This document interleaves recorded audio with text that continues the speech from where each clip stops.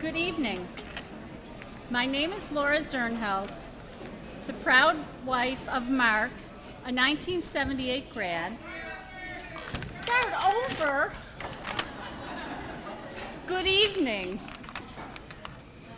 My name is Laura Zernheld, the proud wife of Mark, a 1978 grad, and mother of the current senior, Edward. Moving on has never been easy for me, but I am finding this transition especially difficult. The past 3.5 years have been filled with growing pains and wonderful accomplishments. I have watched my son grow into a more caring, dedicated, responsible young man who is looking forward to all the future has to offer. And I am sure that many of you are also experiencing some of these same thoughts. I was very surprised last Saturday morning when the phone rang and I heard Mr. Scott's voice. He asked if I would share my thoughts on being a mother of a St. Joe's senior. I warned him that I am not the public speaker that the rest of my family is, but I was honored to be asked and will do my best. The past 2 years, I have given tours of the school during open house, which I always found funny since I obviously did not attend St. Joe's. I find myself telling touring families that the best investment my husband and I ever made was in the private education of our children. Those of you who know our family have heard us tell this story before. When Eddie was in 2nd grade, he asked us every day if he could go to St. Joe's for high school. For those of you who do not know him, he can be very focused, to say the least. And while we weren't sure how it would all work out, he never doubted he would be a marauder.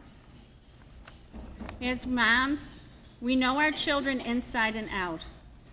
We all have stories of our sons showing signs of potential, which St. Joe's has unlocked, encouraging the boys to flourish.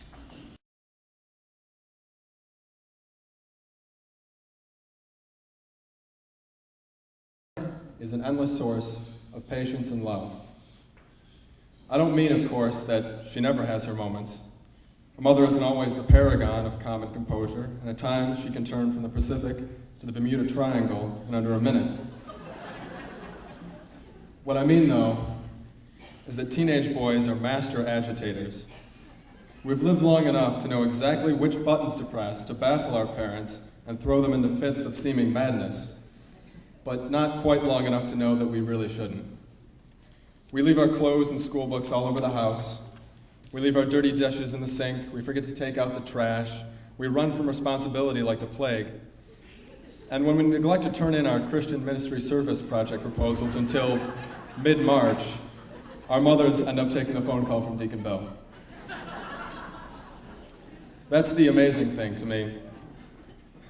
Through all this, despite the disagreements and occasional flare-ups, our mothers are unapologetic in their immutable love for us. I'm convinced that my mother's capacity for forgiveness and understanding borders on the divine. Still, though, this doesn't quite define a mother or explain the mystery of the mom prom. I don't enjoy dancing. You can ask my girlfriend. And yet, for 4 years, I've come to the mom prom and danced like a drunk uncle at a wedding. And really, we all do. And why? Because, perhaps most importantly, a mother is a friend. Someone to whom, despite all your differences, you can relate. Someone who you know has your back. Someone to whom you can go out on a Saturday night to have a good time. Now, I've listed some of the many roles a mother plays, but even together, they aren't adequate. Many people have said many eloquent things about that most noble and selfless life's dedication, which we call motherhood. However, as I began writing this reflection, I realized that none of them did any justice, that a mother cannot truly be described in relation to a handful of qualities, no matter how admirable. A mother is simply a mother. She's in a class of her own. I love you, Mom, and thanks for everything. We chose St. Joe's because we know that St. Joe's is a great school, and he's really going to develop into a fine young man, learning all kinds of skills, being responsible, and being able to grow up as a really strong individual. And we're from Canada, so this is a really big venture for us, and we're grateful even at the sophomore year. Thank you. I see skies of blue, clouds of white, like blessed day, dark of night, and I think to myself, what a wonderful world.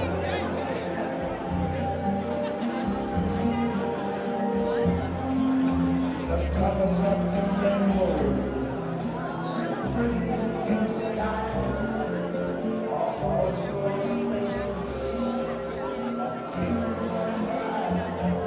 I see friends,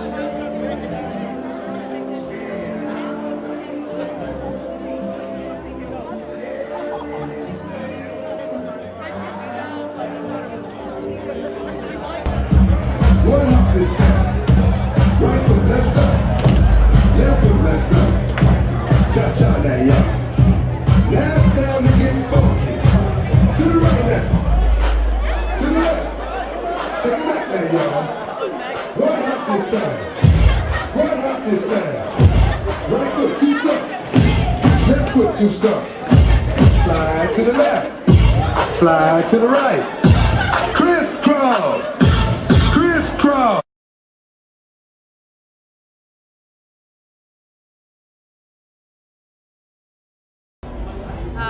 We chose St. Joe's. We moved from Virginia. We relocated and came to Buffalo. Toured a lot of schools, and when we were having a tour of St. Joe's, the person who was leading the tour said, "Oh, it's passing time. Why don't you come on in my office?" And I said, "No, can I stand in the hallway?" And I watched those boys, every single one of them, and every single one absolutely could have been my son. And it was then and there that I decided St. Joe's was right for Brandon. And we look back now 4 years later, and it was 100% the right decision for us at that time and for him for these 4 years. It was unbelievable when I looked at those boys. They were all respectful. Every single one of them I would have embraced to be my son. And it was hands down. Yeah, we went to other schools, and St. Joe's was our best. Yeah. You know, really, it felt like home, and definitely made us feel like we belong. Yeah, isn't that amazing? So yay, St. Joe's.